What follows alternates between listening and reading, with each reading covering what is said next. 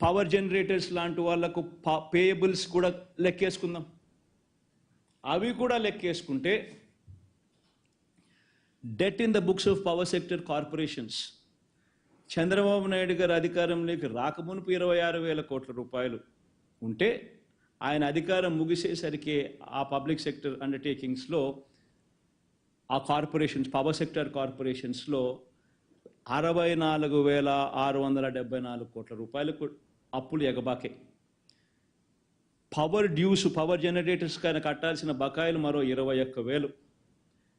Power sector liabilities aggregate debt and payables ఎంత అని చూసుకుంటే 86,215 కోట్ల రూపాయలు. అంటే 29,000 కోట్ల రూపాయలు ఆయన హయాంలో మొదలు కాకమునుపు ఉంటే ఆయన హయాం ముగిసేసరికి ఇటువంటి లయబిలిటీస్ కూడా 86,215 కోట్లకు ఎగబాకే. మన హయాంలో వచ్చేసరికి 86,215 కోట్లతో స్టార్ట్ చేసి 1,23,000 కోట్ల రూపాయలకు ఇప్పుడు మన హయాం ముగిసేసరికి రాష్ట్రానికి సంబంధించిన అటువంటి అప్పులు ఉన్నాయి. మొత్తంగా అప్పులు ఎంత అని చూస్తే స్టేట్ గవర్నమెంట్ డైరెక్ట్ డెట్ అంటే FRBM నుంచి మనం తీసుకునే debt, state government guaranteed debt, state government గ్యారంటీతో సంబంధం లేకున్నా కూడా ఉన్న స్టేట్ గవర్నమెంట్ డెట్లు, ఇటువంటివన్నీ లెక్కేసుకుంటే రాష్ట్రం చంద్రబాబు నాయుడు గారు తీసుకోక మునుపు వరకు 1,53,347 కోట్ల రూపాయలు అప్పులు ఉంటప్పుడు చంద్రబాబు నాయుడు అధికారంలోకి వచ్చాడు. అది కాస్త చంద్రబాబు నాయుడు గారు అధికారంలోకి దిగిపోయేసరికి 4,08,000 కోట్ల రూపాయలకు ఎగబాకింది. మనం అధికారంలోకి వచ్చేసరికి 4,08,000 కోట్ల రూపాయల అప్పులుతో మనం మొదలెడితే మనం అధికారంలోకి దిగిపోయే నాటికి 7,48,000 కోట్ల రూపాయల అప్పులు. Compounded annual growth rate Chandrababu Naidu గారి 5 ఏళ్ళు, మన వైఎస్ఆర్సీపీ పార్టీకి సంబంధించిన 5 ఏళ్ళు, ఎవరి హయాంలో అప్పులు ఎవరు ఎంత ఎక్కువ చేశారు అని చెప్పి ఒకసారి చూస్తే చంద్రబాబు నాయుడు గారి హయాంలో 1,53,347 కోట్ల రూపాయలతో ఆయన మొదలెట్టినది ఆయన పాలన. 4,08,000 కోట్ల రూపాయల దాకా ఆయన అప్పులు చేసిన పరిస్థితులు చూస్తే ఏకంగా 21.63%, 21.63% compounded annual growth rate of all liabilities. మన హయాంలో 4,08,170 కోట్ల రూపాయలతో మొదలెడితే 7,48,000 కోట్ల రూపాయలకు ఇప్పుడు ఉన్న పరిస్థితులను లెక్కేసుకుంటే compounded annual growth rate of liabilities ఎంత అంటే 12.90% మాత్రమే. అంటే 21% అప్పు చేసినోడు గొప్పోడా?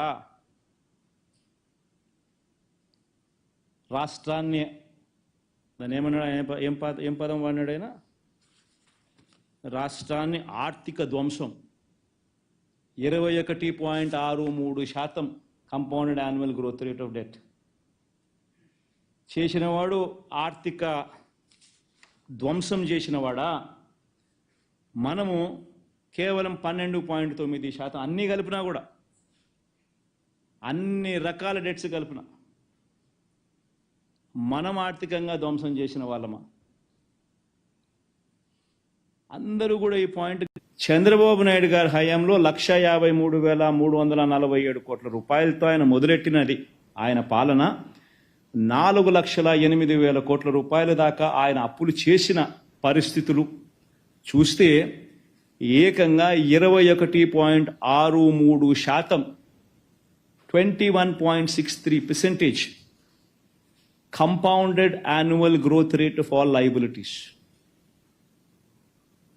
మన హయాంలో 4,08,170 కోట్ల రూపాయలతో మొదలెడితే 7,48,000 కోట్ల రూపాయలకు ఇప్పుడు ఉన్న పరిస్థితులను లెక్కేసుకుంటే compounded annual growth rate of liabilities ఎంత అంటే 12.90% మాత్రమే. అంటే 21% అప్పు చేసినోడు గొప్పోడా? రాష్ట్రాన్ని దాన్ని ఏమన్నాడు, ఏం పదం వాడినాడైనా, రాష్ట్రాన్ని ఆర్థిక ధ్వంసం 21.63% compounded annual growth rate of debt చేసినవాడు, ఆర్థిక ధ్వంసం చేసినవాడా? మనము కేవలం 12.9%, అన్నీ కలిపినా కూడా, అన్ని రకాల డెట్స్ కలిపిన మనం ఆర్థికంగా ధ్వంసం చేసిన వాళ్ళమా? అందరూ కూడా ఈ పాయింట్ గమనించాల్సిన అవసరం ఉంది. మరి ఎక్కడ 14 లక్షల కోట్లను అబద్ధాలు చెప్పడం ధర్మమేనా? గవర్నర్ ప్రసంగంలో 10 లక్షల కోట్లని చెప్పించడం ధర్మమేనా? ఉన్నవి అన్ని రకాల అప్పులు కూడా లెక్కేసుకున్నా కూడా, including payables to power generators, అటువంటివి కూడా కలుపుకున్నా కూడా కేవలం 7,48,000 మాత్రమే ఉండడం వాస్తవం అయితే ఈ మాదిరిగా తప్పుడు లెక్కలు చెప్పడం ధర్మమేనా?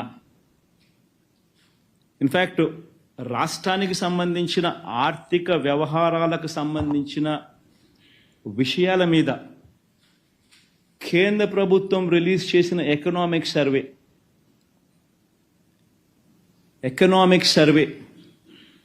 ఆంధ్ర రాష్ట్రానికి సంబంధించిన పారాగ్రాఫ్ ఒకసారి చూస్తే ఆంధ్ర రాష్ట్రాన్ని పొగుడుతూ వాళ్ళు రాసిన మాటలు చూడండి ఒకసారి.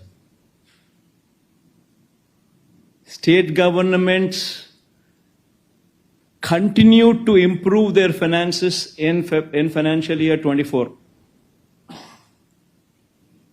Preliminary unaudited estimates of finances for a set of 23 states published by CAG suggests that the gross fiscal deficit of these 23 states was 8.6%, lower than the budgeted figure of 9.1 lakh crores. This implies that fiscal deficit as a percentage of GDP for these states came in at 2.8% as against the budgeted of 3.1%. The quality of spending by state governments improved, with state governments focusing on capex as well. The 23 major states are Andhra Pradesh, Arunachal Pradesh అని ఇట్లాంటివన్నీ రాసినారు. మనము కేటాయింపులు, మనం బడ్జెట్లు మన ద్వారా మనకు ఇచ్చే అవకాశం, FRBM ద్వారా మనకు అవకాశం ఉండి మనల్ని బారో చేసుకునే అవకాశం మనకి ఇచ్చిన దాన్ని కూడా ఇంకా తక్కువ తీసుకున్నాం, ఇచ్చిన దానికన్నా కూడా. డైరెక్ట్ బెనిఫిట్ ట్రాన్స్ఫర్ లాంటి గొప్ప కార్యక్రమాలు మనం చేసినాం కాబట్టి మన రాష్ట్రాలు ఏదైతే మన రాష్ట్రం ఏదైతే ఉందో దాన్ని పొగుడుతూ కూడా రాసినారు. క్వాలిటీ గురించి కూడా, quality of spending by state governments improved అని కూడా కితాబ్ ఇచ్చినారు. ఒకసారి రాష్ట్రానికి సంబంధించిన మార్చ్ 2024 దాకా ఇది this is data from RBI, అంతే కదా కృష్ణ?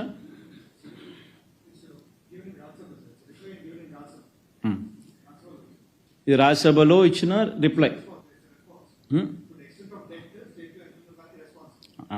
రాజ్యసభలో ఇచ్చిన రెస్పాన్స్ ఇది. దీంట్లో ఆంధ్రప్రదేశ్ డెట్ ఎంత అని చెప్పి మార్చ్ 2024 దాకా చూస్తే 4,85,000 కోట్లు. నేను ఇంకా జూన్ వరకు తీసుకున్నా కాబట్టి ఇంకా పెంచిన 4,80,000 కోట్ల 85,000 కోట్లు కాస్త ఇంకా పెంచి ఇంతకు ముందు మీకు చెప్పిన జూన్ దాకా తీసుకున్నా కాబట్టి. కానీ వాళ్ళు ఇచ్చిన స్టేట్మెంట్లోనే 4,85,000 మాత్రమే అని ఉంది.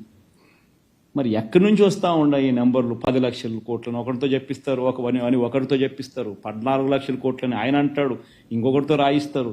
ఈ మాదిరిగా రాష్ట్రానికి సంబంధించిన పరిస్థితిని లేనిది ఉన్నట్టుగా, ఉన్నది లేనట్టుగా చిత్రీకరించి చూపించడం ధర్మమేనా? Everybody should ask these questions. ఇప్పుడు ఆయన మాట చెప్పినట్టు ఎన్నికలప్పుడు నెరవేర్చాల్సిన బాధ్యత ఆయనది. ఆ మాట నుంచి తప్పించుకోవాలని చెప్పి, ఆ ఇచ్చిన మాటను, హామీలను తప్పించుకోవాలని చెప్పి ఒక పద్ధతి ప్రకారం అబద్ధాలను బిల్డప్ చేసుకుంటూ పోయి రాష్ట్రంలో లేని అప్పులు ఉన్నట్టుగా, రాష్ట్రం పరిస్థితి అధోగతిగా ఉన్నట్టుగా, రాష్ట్రం అన్యాయంగా జరిగిపోతా ఉన్నట్టుగా చిత్రీకరించడం ఎంత మటుకు ధర్మం, ఎంత మటుకు న్యాయం? అందరూ కూడా ఆలోచన చేయమని చెప్పి కోరుతా ఉన్నాం. ఇన్ఫ్యాక్ట్ 2000 కోవిడ్ సమయంలో మన రాష్ట్రంలో ఇన్ఫ్యాక్ట్ చంద్రబాబు నాయుడు టైంలో ఇప్పుడు కోవిడ్ లేదు. మనం కోవిడ్ సమయంలో ఉండి కూడా మన పర్ఫార్మెన్స్ ఇది. కోవిడ్ సమయంలో ఉన్నప్పటికీ కూడా మనం చంద్రబాబు నాయుడు గారి హయాంలో కన్నా మన హయాంలో ఇంకా తక్కువ డెట్స్ తీసుకున్నాం. కోవిడ్ సమయంలో ఒకసారి చూస్తే యూనియన్ గవర్నమెంట్కి వచ్చిన ట్యాక్స్ రెవెన్యూస్ కోవిడ్ సమయంలో తగ్గిన పరిస్థితులు కనిపిస్తూ ఉన్నాయి. 2019, 2020 చూస్తే కోవిడ్ సమయంలో -3.38% growth rate gross tax revenues collections. 2020-21లో నెక్స్ట్ ఆ తర్వాత ఫాలోయింగ్ ఇయర్లో మళ్ళీ 20,27,104 కోట్లే. అప్పటికి 0.85% పెరుగుదల growth rate in gross tax revenues. మామూలుగా చూస్తే చంద్రబాబు నాయుడు గారు అధికారంలో ఉన్నప్పుడు, చంద్రబాబు నాయుడు గారి అధికారంలో ఉన్నప్పుడు కానీ జగన్మోహన్ రెడ్డి సంబంధించిన కోవిడ్ టైం తీసేస్తే మామూలుగా గ్రోత్ రేట్ అనేది ఖచ్చితంగా 18%, 17% ఆ రకంగా గ్రోత్ రేట్ ఉంటుంది గ్రాస్ ట్యాక్స్ రెవెన్యూస్ కలెక్టెడ్ అనేది. అటువంటిది 2 సంవత్సరాలు కోవిడ్ వల్ల కేంద్రానికి రావాల్సిన గ్రాస్ ట్యాక్స్ రెవెన్యూస్ 2019-20లో -3.38%, 2020-21లో 0.85% గ్రోత్ రేట్ మాత్రమే నమోదైన పరిస్థితి. అటువంటి పరిస్థితిలో దాని ఇంపాక్ట్ ఏమిటో తెలుసా? రాష్ట్రానికి వచ్చే డెవల్యూషన్స్ తగ్గుతాయి. రాష్ట్రానికి వచ్చే డెవల్యూషన్స్ చంద్రబాబు నాయుడు గారి హయాంలో రాష్ట్రానికి 3.72% షేర్ ఆఫ్ జిఎస్డిపి రాష్ట్రానికి వస్తే, మన హయాంలో షేర్ ఆఫ్ డెవల్యూషన్స్ రాష్ట్రానికి వచ్చింది జిఎస్డిపిలో కంపేర్ చేస్తే కేవలం 2.92%.